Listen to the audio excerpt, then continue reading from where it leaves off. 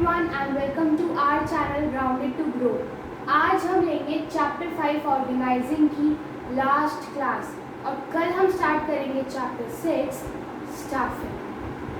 तो अब हम पढ़ते हैं आगे ऑर्गेनाइजिंग के बारे में। इससे पहले हमने क्या पढ़ा था, फॉर्मल और इनफॉर्मल ऑर्गेनाइजेशन के बारे में। अब हमारे पास एक न्यू टॉपिक आता है डेलीगेशन। डेलीगेशन का मतलब क्या होता है? Downward transfer of authority from a superior to subordinate. इसको समझने से पहले हमें छोटा सा एग्जांपल लेते हैं। सपोज एक एक्स सुपीरियर था, उसके अंडर 2 एम्प्लॉयज़ थे, ए और बी। ओके, तो जो एक्स था उसे ऑर्डर उसकी कंपनी जो थी उसे ऑर्डर रिसीव हुआ कि उन्हें 1000 यूनिट्स मैन्युफैक्चर करनी है किसी भी चीज़ की, like suppose of a cloth. Okay, 1000 units manufacture करनी है। तो उसने सोचा कि यार जो मेरे अंडर जो 2 एम्प्लॉयज़ हैं उनमें से ए जो है वो इस काम को ज़्यादा अच्छे तरीके से कर पाएगा एज़ कम्पेयर टू बी। तो उसने ए को बुलाया और कहा कि देखो हमारी कंपनी को 1000 यूनिट्स का ऑर्डर आया है, हमें उन्हें मैन्युफैक्चर करना है और ये काम मैं तुम्हें सौंपता हूँ कि 1000 यूनिट्स मैन्युफैक्चर हो जानी चाहिए 15 डेज़ में। एक्स ने ये काम ए को सौंपा कि 1000 यूनिट्स मैन्युफैक्चर करो 15 डेज़ में। अब ए जो था उसने कहा कि सर ठीक है हम ये काम कर देंगे, लेकिन आप ना मुझे पावर दे दो कि मैं इस प्रोजेक्ट से रिलेटेड सारे डिसीजंस ले सकूं। तो एक्स ने कहा हाँ ठीक है, मैं तुम्हें पावर देता हूँ कि इस प्रोजेक्ट से रिलेटेड जितने भी डिसीजंस हैं तुम अपने आप ले सकते हो विदाउट मेरी परमिशन। तो इसे कहते हैं डेलीगेशन ऑफ अथॉरिटी। मतलब जब एक सुपीरियर अपने उसके अंडर जो एम्प्लॉय काम कर रहा है उसे थोड़ी अथॉरिटी दे देता है ताकि जो गोल है या जो ऑब्जेक्टिव है वो अचीव हो सके, उसे कहते हैं डेलीगेशन। अब हम देखते हैं इसकी डेफिनेशन को। डाउनवर्ड ट्रांसफ़र ऑफ अथॉरिटी मतलब अथॉरिटी जो इसके पास थी उसने नीचे वाले एम्प्लॉय ए को दी। So downward transfer of authority or power from a superior to a subordinate। ये थी इसकी डेफिनेशन जिसको हमने एग्जाम्पल से बहुत इजीली समझ लिया। अब जो डेलीगेशन है उसके 3 एलिमेंट्स होते हैं। मतलब जब ये होता है तो उसमें 3 चीज़ें उभर के आती हैं। फर्स्ट है अथॉरिटी, सेकेंड है रिस्पॉन्सिबिलिटी और थर्ड है अकाउंटेबिलिटी। इन तीनों को हम अभी ब्रीफ में करेंगे। इससे पहले जस्ट एक एक वर्ड में इनको समझ लेते हैं कि होते क्या है। अथॉरिटी मतलब पावर, रिस्पॉन्सिबिलिटी मतलब अपने आप को लायबल समझना कि अगर हमें अथॉरिटी दी गई है तो हमें वो काम करना भी है। और अकाउंटेबिलिटी का मतलब आंसरेबल होना उस पर्सन को। लाइक सपोज एक्स ने ए को काम दिया, वो हो गया अथॉरिटी का पार्ट। फिर ए ने समझा कि यार मुझे काम दिया गया तो मुझे ये करना है 15 दिनों के अंदर अंदर, तो ये हो गई रिस्पॉन्सिबिलिटी जो उसने खुद रियलाइज़ की।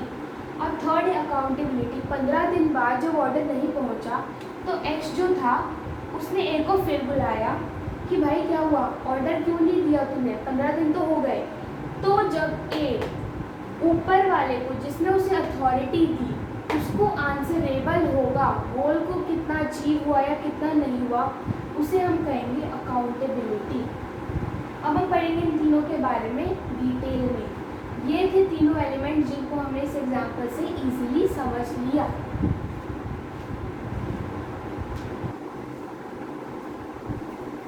अब हम पढ़ेंगे जो एलिमेंट्स ऑफ डेलीगेशन थे, अथॉरिटी, रिस्पॉन्सिबिलिटी और अकाउंटेबिलिटी, उनकी डेफिनेशंस को।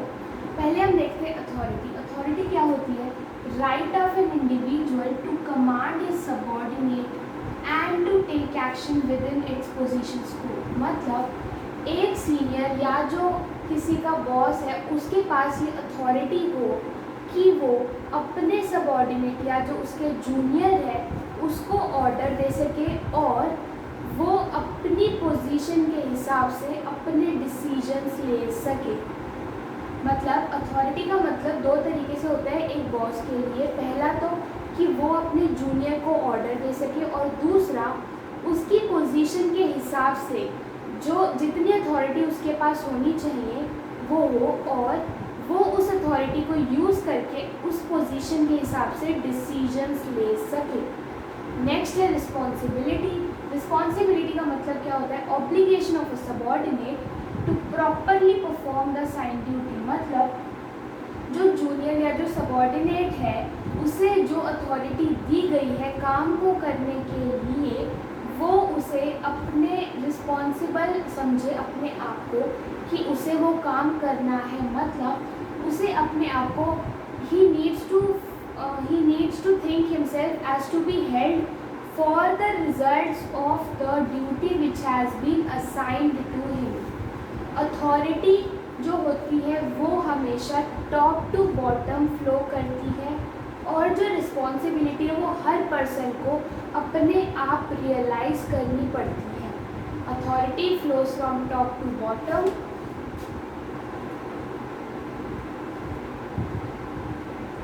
Responsibility is related to self realisation.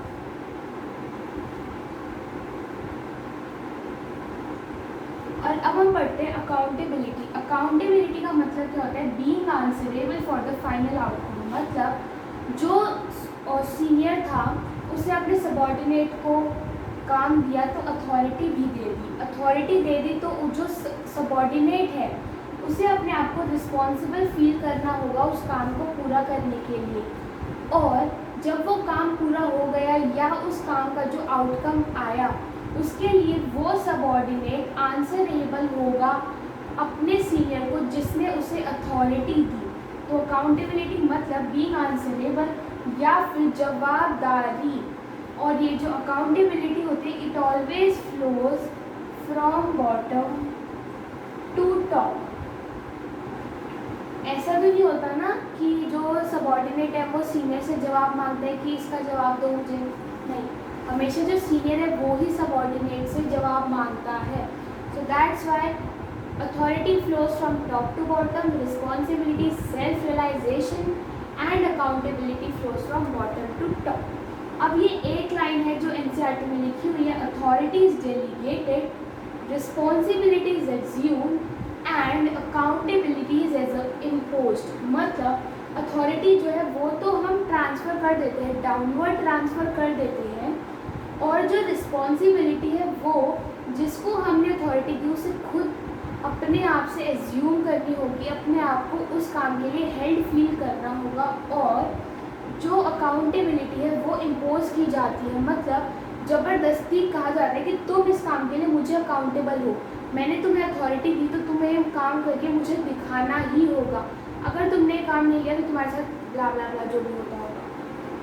तो ये थे एलिमेंट्स और ये थी एक इम्पॉर्टेंट लाइन जो कहीं भी आ सकती है। अब हम पढ़ेंगे इम्पॉर्टेंस ऑफ डेलीगेशन। मतलब एक ऑर्गेनाइजेशन में अपनी अथॉरिटी को डेलीगेट करने की ज़रूरत क्यों होती है।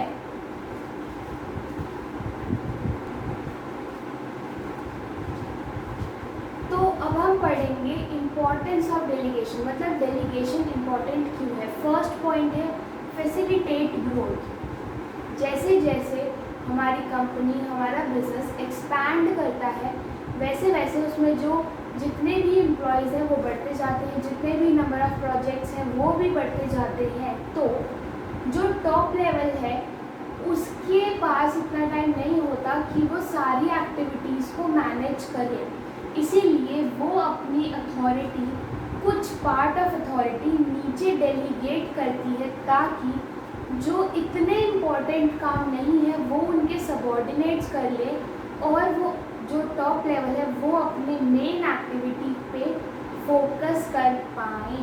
That is facilitate growth. Next point है इफेक्टिव मैनेजमेंट। बेसिकली अगर हम सारे लेवल्स ऑफ मैनेजमेंट पे थोड़ी थोड़ी अथॉरिटी देंगे तो वो अपने अपने हिसाब से अपने अपने लेवल पे डिसीजंस ले पाएंगे, जिससे कि हर डिसीजन के लिए हमें टॉप लेवल के पास नहीं जाना पड़ेगा और सब कुछ इजीली और स्मूथली फंक्शन हो पाएगा मैनेजमेंट में, और इफेक्टिव मैनेजमेंट हम कर पाएंगे। नेक्स्ट है ई से ही एम्प्लॉय डेवलपमेंट। बेसिकली अगर हम अपने एम्प्लॉयज़ को अथॉरिटी देते हैं, डिसीजन मेकिंग पावर देते हैं, तो वो अपने अंदर इन स्किल्स को डेवलप कर पाएंगे कि अगर ऐसी सिचुएशन फिर से आ जाए तो हमें उससे कैसे डील करना है। इसी वजह से एम्प्लॉय डेवलपमेंट की भी हो पाती है डेलीगेशन की वजह से। नेक्स्ट है मोटिवेशन ऑफ एम्प्लॉयज़। सपोज हमने जो एग्जांपल लिया था कि एक्स के अंडर 2 एम्प्लॉयज़ हैं ए बी। एक्स ने जो काम था 1000 यूनिट्स का वो ए को दे दिया, तो ए जो है वो मोटिवेटेड फील करेगा कि यार देखो मैं कितना अच्छे से काम कर रहा था, सर ने ना मुझे काम सौंपा है इस इतने बड़े ऑर्डर को पूरा करने का। तो ऐसे जो है वो एम्प्लॉयज़ मोटिवेट होंगे काम करने के लिए ऑर्गेनाइजेशन के लिए। नेक्स्ट है basis of management hierarchy. Basically अगर हमने जो मैनेजमेंट हियरार्की बनाई है टॉप, मिडिल और लोअर और फिर उसके नीचे वर्कफोर्स, अगर हम उनको अथॉरिटी ही ना दे, सारी अथॉरिटी टॉप के पास ही हो, तो मिडिल और लोअर लेवल बनाने का फ़ायदा ही क्या जब सब डिसीजन जो है वो टॉप लेवल ही ले। इसीलिए पूरी जो हियरार्की बनाई गई है टॉप, मिडिल, लोअर और फिर उनके नीचे वर्कफोर्स और उनके अंदर भी वो सब बनाए गए हैं, तो उनको हमें अथॉरिटी भी देनी पड़ेगी, वरना उस हियरार्की का कोई फ़ायदा नहीं है। लास्ट पॉइंट है कोऑर्डिनेशन। बेसिकली यहाँ पे एक्स जो था वो ये भी सोचेगा कि मैं अपने सुबॉर्डिनेट से क्यों काम कर रहा हूँ, मैं खुद ही कर लूँगा, लेकिन उसने ऐसे नहीं सोचा। उसने ऑर्डर ए को दिया या फिर कहा कि ए और बी तुम दोनों मिलकर इस ऑर्डर को पूरा करो। तो इससे ए और बी जो है वो आपस में मिलकर काम करेंगे, मिलकर काम करेंगे तो वो सिंक्रोनाइज करेंगे, कोऑर्डिनेट करेंगे, जिससे कोऑर्डिनेशन भी डेवलप होगा। तो ये सारे पॉइंट्स थे इम्पोर्टेंस ऑफ डेलीगेशन के। अब इसकी मेमोरी टेक्निक है फेम भी चलेगा। एक्चुअली ये फेम को मैं फेम लिखना चाहती थी लेकिन एक बन नहीं पाया, तो ये इसके लिए है कि मतलब अगर हमें फेम मिल जाए तो भी हम सही है, फेम भी चलेगा या चलेगी। जब वैसे ही डेलीगेशन भी होगा तो कंपनी चलेगी। अब हम इसके जो हमने कैपिटल्स में लिखे हैं इनको देख लेते हैं। F stands for facilitate growth, E square से effective management और employee development, M से motivation of employees, B से basis of management hierarchy और C से coordination। तो importance of delegation मतलब delegation से भी organization चलेगी, वैसे ही फेम से भी चल जाएगा काम, फेम भी चलेगा, तो उससे हमारी मेमोरी टेक्निक से ये सारे पॉइंट्स आ जाएंगे। अब हम पढ़ेंगे सेंट्रलाइजेशन, डिसेंट्रलाइजेशन और इम्पोर्टेंस ऑफ डिसेंट्रलाइजेशन के बारे में इस चैप्टर के जो लास्ट टॉपिक्स हैं उनको।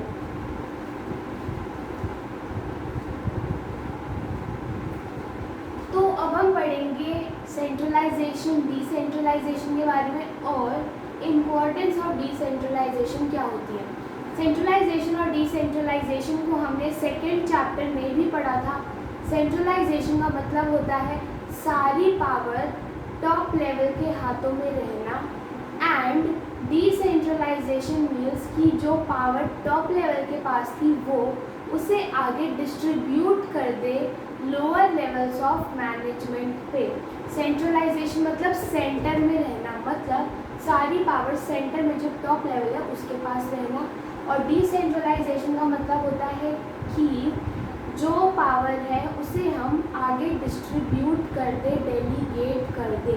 अब हम पढ़ेंगे कि डिसेंट्रलाइजेशन करना किसी भी कंपनी के लिए, किसी भी ऑर्गेनाइजेशन के लिए क्यों ज़रूरी होता है। तो ये इसके 6 पॉइंट्स हैं, इनको हम पढ़ना स्टार्ट करते हैं। फर्स्ट है इनिशिएटिव। बेसिकली अगर सारे डिसीजंस टॉप लेवल लेगी तो उन्होंने लाइक सपोज एक डिसीजन लिया, दूसरा डिसीजन आया तो वो उसको उसी तरीके से सॉल्व करेंगे। उनका इंटरेस्ट जो है वो कम होता जाएगा प्रॉब्लम्स को सॉल्व करने में। लेकिन अगर हम अपनी जो अथॉरिटी है उसको हमने डिसेंट्रलाइज कर दिया होता, हमने जो लोअर लेवल है उनको भी पावर दी होती, तो वो मोटिवेट होते कि यार हमें भी अथॉरिटी मिली है, हम भी डिसीजन ले सकते हैं। जब उन्हें कोई प्रॉब्लम फेस करनी पड़ती तो वो उसके सारे ऑल्टरनेटिव्स को चेक करते, सारे मेथड्स को देखते कि कौन सा मेथड बेस्ट रहेगा इसको करने के लिए, और फिर वो उस डिसीजन को लेते। तो मतलब अगर हम अपनी कंपनी में डिसेंट्रलाइजेशन को फॉलो करें, मतलब अथॉरिटी को नीचे वाले लेवल्स पे भी दें, तो इनिशिएटिव हमें मिलेगा। मतलब जो एम्प्लॉयज़ हैं वो मोटिवेटेड फील करेंगे, वो इनिशिएट करेंगे कि हम लेंगे, हम इस प्रॉब्लम को सॉल्व करेंगे, जिससे मैनेजमेंट को बहुत हेल्प मिलती है। नेक्स्ट है क्विक डिसीजन। सेंट्रलाइजेशन में हमने देखा कि सारे डिसीजन लेने होते हैं टॉप को। लाइक सपोज एक छोटी सी मशीन ख़राब हो गई, लेकिन जो वर्कर था, लाइक सपोज उसका एक टूल था, स्क्रू ड्राइवर था, उसका वो ख़राब हो गया, उसे न्यू चाहिए, लेकिन उसके पास इतनी भी अथॉरिटी है, तो क्या वो सीधा टॉप लेवल के पास जाएगा इस डिसीजन के लिए? सेंट्रलाइजेशन में जाना पड़ेगा, और जब तक वो वहाँ जाएगा उसको न्यू टूल मिलेगा, कितना डिले हो जाएगा ये प्रोसेस। लेकिन डिसेंट्रलाइजेशन में अगर उसके पास ये पावर होती तो वो सीधा अपने बॉस के पास जाता, जो उसका सबसे नेक्स्ट है, उसे कहता कि मेरा स्क्रू ड्राइवर ख़राब हो गया, आप इसे ठीक करवा दो, वो ठीक करवा देता। हार्डली 1 और 2 आवर में उसका काम हो जाता, जो अगर सेंट्रलाइजेशन होती तो उसको 1 वीक 2 वीक भी लग सकते थे। नेक्स्ट है ग्रोथ। बेसिकली जैसे जैसे कंपनी ग्रो करेगी तो रिसोर्सेज भी इंक्रीज होंगे उस कंपनी के पास जो प्रोजेक्ट्स हैं वो भी इंक्रीज होंगे। तो अगर सारा काम टॉप लेवल करेगी तो टॉप लेवल का बर्डन इंक्रीज हो जाएगा, जो वो हैंडल नहीं कर पाएंगे, और उनकी ऑर्गेनाइजेशन ऑब्वियसली नीचे डाउन आ जाएगी। लेकिन अगर वो डिसेंट्रलाइज करते, अपने अगर जो सबॉर्डिनेट्स हैं उनसे काम करवाते, जो इतना इम्पॉर्टेंट नहीं है या जो उनके सबॉर्डिनेट्स भी कर सकते हैं, तो वो अपने मेन फोकस पे काम कर पाते, मेन गोल को अचीव कर पाते और इजीली ग्रो भी कर पाते। नेक्स्ट है टैलेंट ऑफ मैनेजर्स इंक्रीज। इसको भी हम इनिशिएटिव से ही लिंक कर सकते हैं। लाइक सपोज अगर हम अपने मैनेजर्स को या लोअर लेवल ऑफ मैनेजमेंट में जो एम्प्लॉयज़ काम कर रहे हैं उनको हम पावर या अथॉरिटी दे काम करने की, डिसीजंस लेने की, तो उनका जो टैलेंट है उस सिचुएशन को टैकल करने का या उस स्किल के लिए वो इंक्रीज हो जाएगा। नेक्स्ट पॉइंट है रिलीफ टू टॉप। मतलब सेंट्रलाइजेशन में कौन सारे डिसीजन लेगा? टॉप। लेकिन डिसेंट्रलाइजेशन में वो जो इतना सारा काम था उन्होंने आगे डिस्ट्रीब्यूट कर दिया, जिसकी वजह से टॉप का जो बर्डन था वो कम हो जाएगा और उन्हें सिर्फ कोर एक्टिविटी पे ही ध्यान देना पड़ेगा। लास्ट पॉइंट है कंट्रोल। बेसिकली सेंट्रलाइजेशन में क्या होता, टॉप लेवल सारे डिसीजंस लेंगे, अगर कोई डिसीजन गलत भी ले लिया तो उनसे कोई पूछ नहीं सकता था, क्योंकि टॉप लेवल से ऊपर कोई होता नहीं है। लेकिन हमने डिसेंट्रलाइजेशन में अपने नीचे वालों को जो टास्क दिए, अगर सपोज किसी से कोई गलती हो गई या किसी ने कोई मिस्टेक कर दी तो हम उससे करेक्ट कर सकते हैं, या फिर हम उससे पूछ भी सकते हैं कि तुमने ऐसा गलत क्यों किया, तो हम कंट्रोलिंग भी अच्छे तरीके से और आराम से कर सकते हैं। अब ये जो हमने सारे पॉइंट्स पढ़े, इसके लिए भी एक मेमोरी टेक्निक है। IQ से GT पे बिना RC नहीं चले। मतलब हमने अपना दिमाग लगाया और GT यानी कि ग्रैंड ट्रंक रोड, उस पर हम RC जो कुछ लाइसेंसिंग से ड्राइविंग लाइसेंस रिलेटेड समथिंग होते हैं, हमने अपना दिमाग लगाया और ग्रैंड ट्रंक रोड पे बिना RC के नहीं चले। सिमिलरली हमने अपनी ऑर्गेनाइजेशन में दिमाग लगाया और डिसेंट्रलाइजेशन के बिना नहीं चले। IQ से डिसेंट्रलाइजेशन के बिना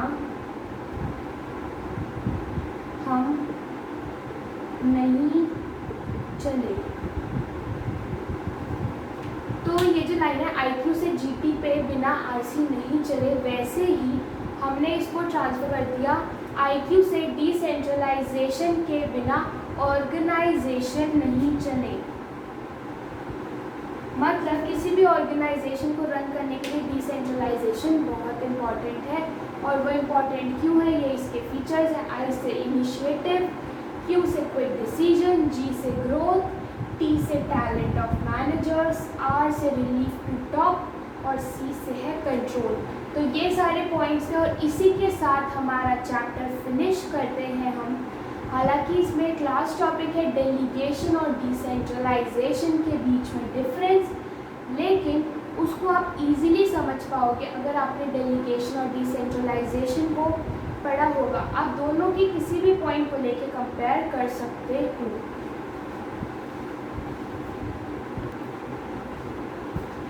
जैसे कि हम ये लेते हैं कि डेलीगेशन करना ज़रूरी है।